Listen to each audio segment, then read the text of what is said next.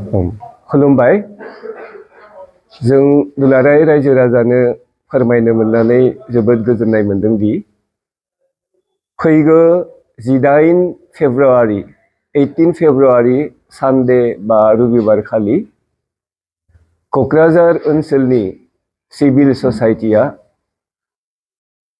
जोंनि समाजारि गुबुन गुबुन संगठनफोरजों ज' जानानै बावैसो सिगां रुंसारि जालांनाय जोंनि समाज सिबियारि सुबुं बिथां रनजित कुमार बरगयारि सारनि गोसोखांथि मोनसे जुथुम जायखौ असमियाव स्मृति सारन सभा होननानै बुङो।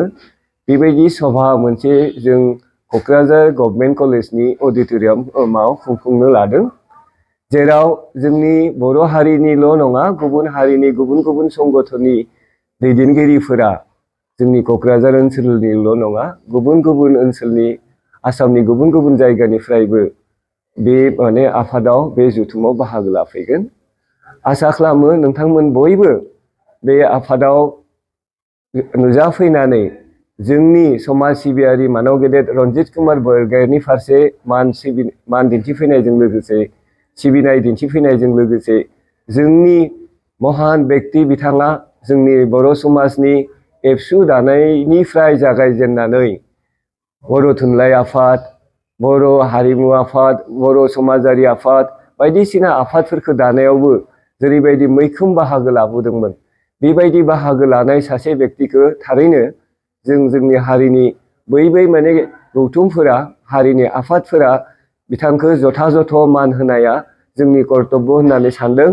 बेनिखायनो जों बयबो फैगोन 18 जोंनि क'क्राझार कलेजाव मानव गेदेर समाज सिबियारि रनजित कुमार बरगयारिनि गोसोखांथि जा जुथुम, बे जुथुमखौ जोंफोरो जाफुंसार होनि आरो बिथांनि फारसे जोंफोरो मान खोन्थानि। गोजोन्थों। मोनसे फोसावथाय 2024 निफ्राय 2025 मायथाइनि ड्रीम किन्डारगार्टेन प्रि स्कुल काम क्रिट सेन्टारनि मुं थिसननाय हाबाफारिया सोलिगासिनो दङ। क'क्राझार सहरनि साखाथियाव थानाय एबा देबोरगाव बड'लेण्ड मुलुगसोलोंसालिजों नांजाबनाय गियानपुरियाव गोदानै ड्रीम किन्डारगार्टेन प्रि स्कुल काम क्रिट सेन्टार बेखेवदों।